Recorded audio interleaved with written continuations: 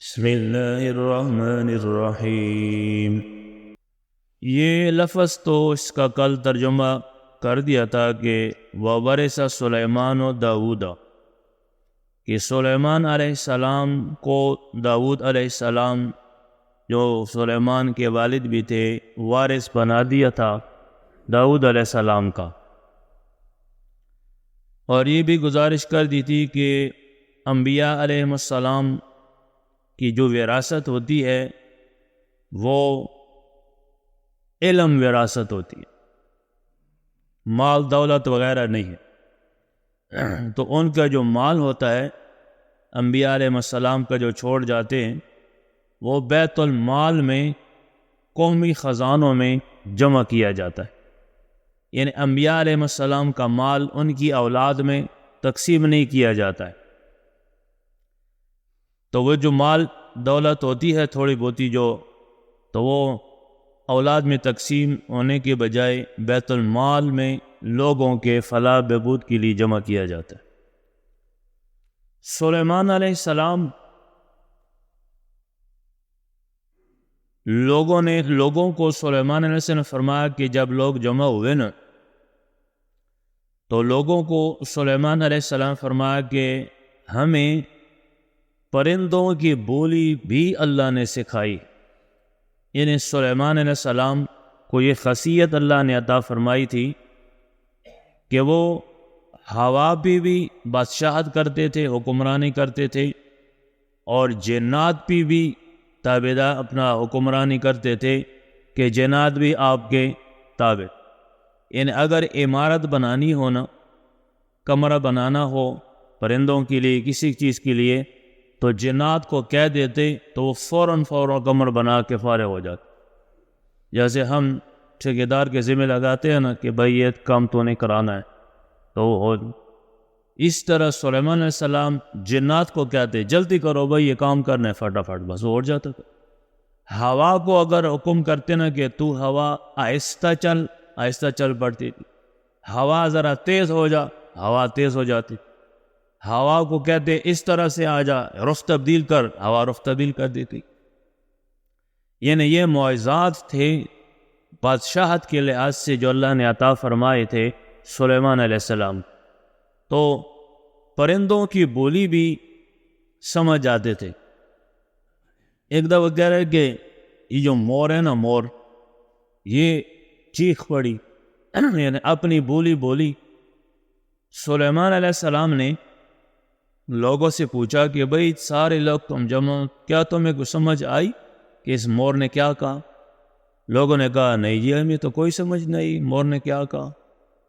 سلیمان علیہ السلام نے فرمایا کہ اس مور نے کہا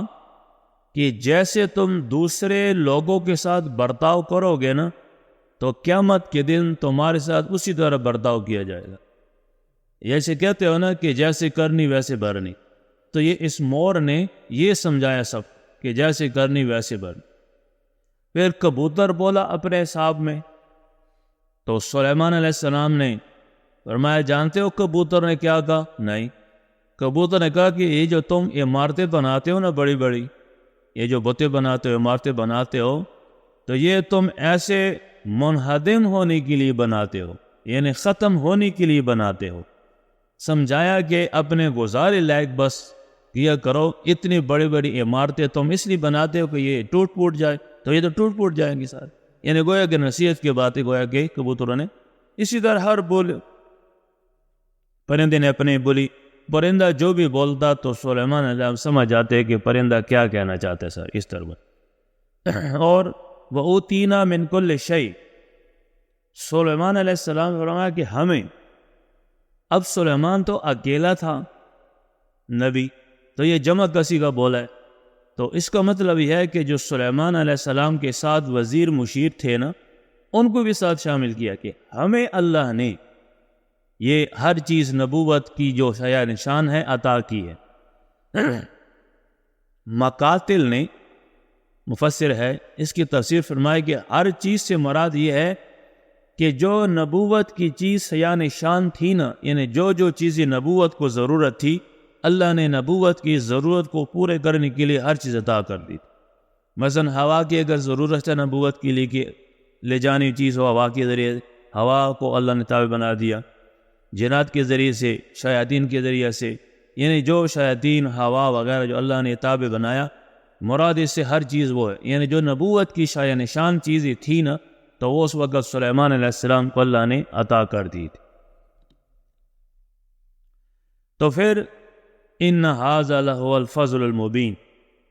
سلیمان علیہ السلام فرمایا کہ یہ جو اللہ نے عطا کی نا یہ چیزیں، علم بھی، نبوت بھی، حکمرانی بھی، سیاست بھی، یہ چیزیں تابعدار سارا، یہ اللہ کا بہت بڑا فضل اس لیے بھی ہوا کہ وہ فضل کرنے والا ہے، وہ یعنی اللہ کے فضل سے یہ چیزیں دی۔ تو ہمیں بھی اس بات کا شکریہ ادا کرنا چاہیے جو اللہ انسان کو عطا کرتا ہے ہر چیز، تو اس عطا کی ہوئی چیز پہ گویا کہ اللہ کا جو فضل ہے، اس فضل کا شکریہ اللہ کو اس حال میں ادا کرے کہ اللہ کی تابعداری کرے، اللہ کی بات مانی جائے، اللہ کا حکم مانا جائے۔ پھر وَحُشِرَ لِسُلَيْمَانَ جُنُودُهُ مِنَ الْجِنِّ وَالْإِنسِ وَالطَّيْرِ، سلیمان علیہ السلام کے لیے انسان، جنات اور اڑنے والے سارے پرندے جمع کر دیے گئے، یعنی انسان بھی جمع ہے، حیوان بھی جمع ہے، چرند پرند درند ہر چیز سلیمان علیہ السلام کے سامنے جب جمع کر دی نا، فہم یوزعون، ان کی جماعت بنا دی گئی، انسانوں کی جماعت بنا دی گئی، جناتوں کی، پرندوں کی جماعت، اپنے جن کی جماعتیں بنا دی گئی، بنا کے سلیمان علیہ السلام نے سب کو ساتھ لے کر کہیں چلنا چاہا کہ بھئی جنوں تم بھی آؤ سارے میرے ساتھ، پرندوں تم بھی سارے آؤ، انسانوں تم بھی سارے آؤ، سب کی لشکر جماعت بن کے نا کہیں سفر پہ چل پڑے۔ ویسے وہ کیسا عجیب منظر ہو گیا، اپنے طور پہ سوچو کہ چرند پرند درند سارے چل رہے ہوں،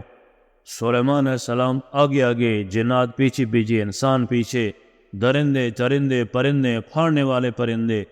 لڑنے والے پرندے، سارے پرندے پیچھے پیچھے چلے ہو، تو کیسا عجیب منظر ہوگا ویسے ہوئے۔ چل پڑے یہاں تک کہ اذا اتوا علی واد النمل، ایک چیونٹیوں کے میدان میں گزر ہوا، کیونکہ وہاں بستی تھی نا، وہاں ساری چیونٹیاں رہتی تھی اس بستی میں۔ یہ سورت بھی تائیں چیونٹیوں کے نام پہ مشہور ہو گئی، سورت نمل ہے، نمل چیونٹی، اور اب یہ واقعہ، اس واقعہ سے یہ سورت پوری بنا دی گئی ہے۔ وہ کیا کہ جب چیونٹیوں کے میدان میں بستیوں میں گزر ہو رہا تھا نا، تو ایک چیونٹی نے حضرت سلیمان علیہ السلام کو دور سے دیکھ لیا، لشکر کو بھی دیکھ لیا کہ جناتوں کے لشکر ہے، جرند پرند سارے جن کے جو سارے آ رہے۔ تو چیونٹیوں کی تو عادت ہوتی ہے نا کہ اپنے گھر سے بلوں سے پھیلے ہوئے ہوتے ہیں، دائیں بائیں نا، آگے پیچھے سارے پھیلے ہوتے ہیں، رزق کی تلاش میں ڈھونڈتے ہیں، کسی کو دانہ ملتا ہے، کسی کو کیا ملتا ہے، وہ پھر اپنے وہاں کھاتے ہیں یا کوٹلے میں اپنے خدا گھر میں لے کر آتے ہیں، سارے یوں پھیلے ہوئے تھے۔ تو ایک چیونٹی نے اعلان کر دیا کہ او چیونٹیو ادخلوا مساکنکم، اپنے گھروں میں داخل ہو جاؤ۔ وہ دیکھو سلیمان علیہ السلام آ رہے، اللہ کے پیغمبر آ رہے ہیں، لشکر بھی ساتھ ہے، وہ نہ ہو کہیں کہ لا یحتمنکم سلیمان، کہ سلیمان علیہ السلام اور اس کی لشکر تمہیں کہیں پاؤں کے اندر پیس نہ ڈالے، یعنی چونکہ تم تو چھوٹی چھوٹی تمہاری جسمیں ہیں اور لاؤ لشکر ہے، وہ نیچے نہیں دیکھ سکیں گے، تو ان کے پاؤں کے نیچے کہیں تم آگے پیس نہ جاؤ، مر نہ جاؤ۔ ادخلوا مساکنکم، تم سارے اپنے اپنے گھروں میں داخل ہو جاؤ، چھپ جاؤ، جب وہ لشکر چلے جائے تو پھر باہر آ جاؤ۔ اچھا، اب یہ اعلان کیا ہے؟ یہ خیر خواہی،